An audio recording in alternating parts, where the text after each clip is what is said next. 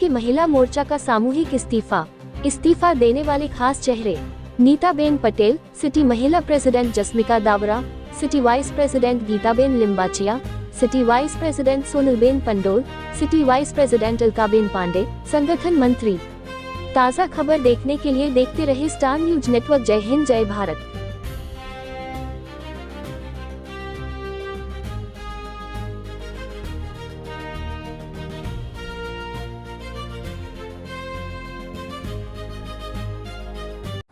નમસ્કાર, હું નીતાબેન પટેલ, સુરત શહેર મહિલા પ્રમુખ। છેલ્લા 8 વર્ષથી આમ આદમી પાર્ટી સાથે જોડાયેલી છું। 2021માં વોર્ડ નંબર 28 થી હું પોતે ઇલેક્શન આ વિસ્તારમાંથી લડી હતી, ઓબીસીની સીટ પર। ત્યારથી મારા વિસ્તારમાં કે સુરત શહેરમાં જે બી પાર્ટીથી જે બી તે આવતી હતી એમાં અમે કામગીરી કરી। પાર્ટીએ જે બી તાસ આપ્યો એમાં બી અમે અત્યાર સુધી કામગીરી કરી। અત્યારે સુરત મહાનગરપાલિકાનું ઇલેક્શન આવી રહ્યું હતું ત્યારે આમ આદમી પાર્ટીમાંથી દિલ્હીના પૂર્વ ધારાસભ્ય ગુલાબસિંહ સુરતના કાર્યાલય પર સેન્સ લેવા માટે આવ્યા હતા। ત્યારે સેન્સ લીધા ત્યારે મેં પોતે સરને વિનંતી કરી કે ઓબીસીની રિઝર્વ સીટ સર 16, 17 અને વોર્ડ નંબર 3માં ઓબીસી સીટ આવી છે। તો સરે કીધું કંઈક નહીં, અમે ઉપરથી નીતાબેન તમારા માટે પહોંચી દીધું છે। પછી હું પોતે અમારા વિસ્તાર નવસારી લોકસભાના સહપ્રભારી બી સાથે મારી જવાબદારી હતી। નવસારી લોકસભામાં ગણદેવી, જલાલપુર, નવસારી આ બધે અમે ત્યાં કાર્યક્રમમાં લોકોના ઉમેદવારોના સેન્સ લેવા માટે હું ગઈ। પછી પાછી આવી ત્યારે અમારા પાર્ટી કાર્યાલય પર રામભાઈ ધડુક અને શહેર પ્રમુખ ધર્મેશભાઈ બંદેરી એમણે અમને સેન્સ લેવા માટે અમારા પાર્ટી કાર્યાલય પર બોલાવ્યા। હું અને મારા મિસ્ટર બંને પાર્ટી કાર્યાલય પર ગયા અને વાત કરી કે અમારે 16, 17 અને 3 નંબર પરથી ઓબીસી સીટ છે, એ સીટ પરથી અમારે લડવું છે। સરકાર દ્વારા 28% ઓબીસી અનામત સીટો આવી હતી। એ સીટ પરથી મેં મારી લડવાની વાતો કરી અને ઉમેદવારી ફોર્મ ભર્યા। ઉમેદવારી ફોર્મ ભરી અને એમને રજૂઆત કરી તો એમણે એવું કીધું કે નીતાબેન તમારા વિસ્તારથી તમે અહીંયા સુધી આવો તો 15 કિલોમીટર દૂર પડી જાય છે। મેં કીધું કે તમે જલ્દીથી કહેશો તો હું મારું રેસિડન્સી ત્યાં ફેરવી લઉં।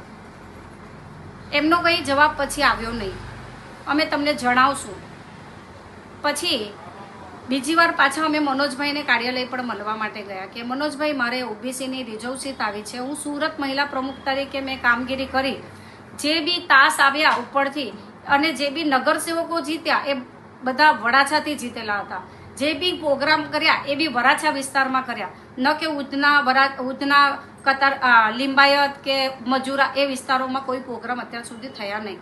બધા પ્રોગ્રામ ઓલમોસ્ટ વરાછા વિસ્તારમાં થયા। અને વરાછા વિસ્તારની વાત કરીએ તો મનોજભાઈને એવી વાત કરી કે ઓબીસીની રિઝર્વ સીટ પર તમને મૂકવા વિનંતી। તો 15 કિલોમીટર દૂરની વાત કરી। આપણે જોઈએ તો વિસાવદર ના કોઈ મારા કાકા કે ના કોઈ મારા મામા રહેતા હતા, ત્યાં 1100 કિલોમીટર દૂર જઈ અને ગોપાલભાઈ માટે અમે પ્રચાર કર્યો। સાથે ચેતરભાઈ વસાવા જ્યારે ધારાસભ્યનું ઇલેક્શન લડ્યા તો ચેતરભાઈમાં અંકલેશ્વરમાં અમે ત્યાં પ્રચાર કરવા 1 મહિનો ગયા। આજે મને જવાબદારી આપી છે ગણદેવીની, એ વિસ્તાર પર એ પડે છે 70 કિલોમીટર દૂર, નવસારી પડે છે 40 કિલોમીટર દૂર।